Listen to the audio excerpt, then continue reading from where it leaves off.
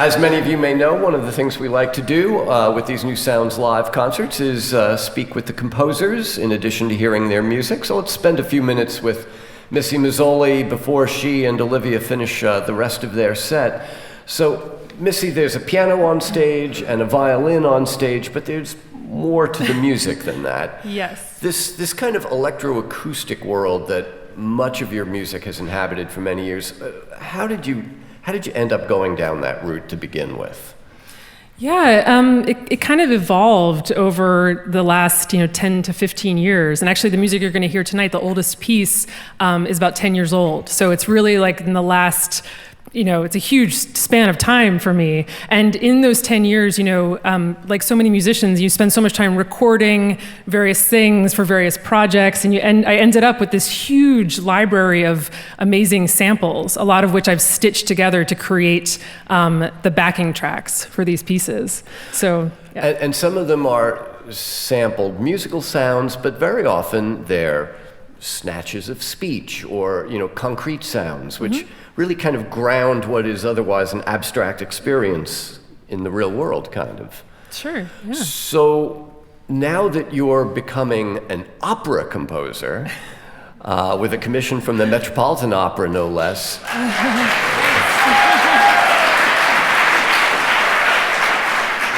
first of all, do you know what will the opera be? How much do you know so far? The opera for the Met, which is all anyone asks me about, and this is years in the future, guys. Years before I even start writing. But I'm happy just to keep talking about it because it's not stressful. It's just like all theoretical. But it will be an adaptation of this book by George Saunders called Lincoln in the Bardo. Yeah, I love it too, obviously. What a wonderful, wonderful book that is. Yeah, so it's not really actually about Abraham Lincoln, in my estimation. Right. I can't even begin to explain it in such a short amount of time. It's a very surreal, strange book, and we're actually working with George as we're putting it together. So he's one of my favorite writers, so it's been amazing. When 10th of December, when his collection of short stories came out, I had him in the studio. We were talking about like his favorite music and stuff, and then I accidentally referred to his collection of short stories as an album, and he loved that. He's such a huge music fan, and but the thing about Lincoln in the Bardo is this kind of weird, the emotional balance between humor and kind of pathos is something that I'm sure you can have, that you can really make some hay with as a composer, I would think. Definitely. I mean, that's what drew me to, one of the many things that drew me to the story was it has a little bit of everything. It's really, really funny. Like for me, I was like laughing out loud at certain parts of this book.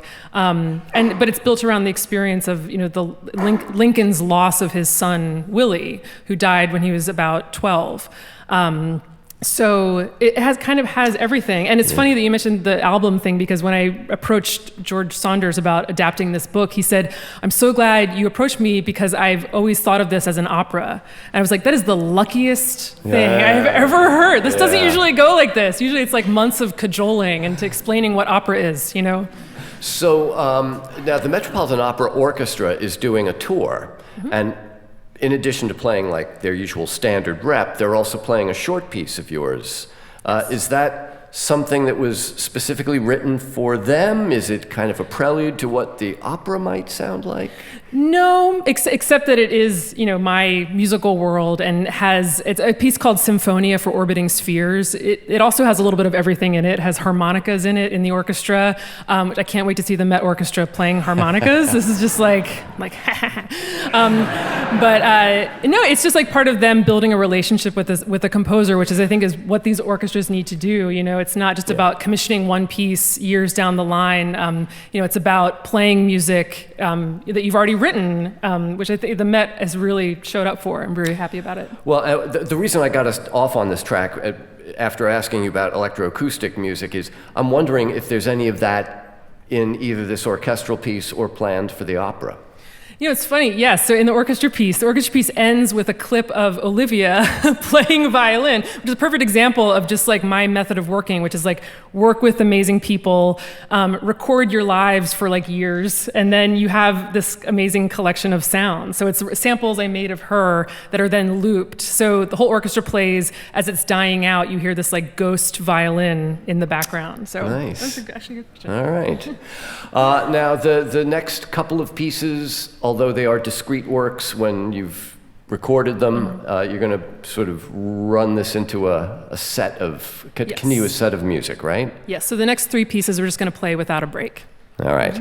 Missy Mazzoli and Olivia DePrato here at Merkin Hall at the Kaufman Music Center.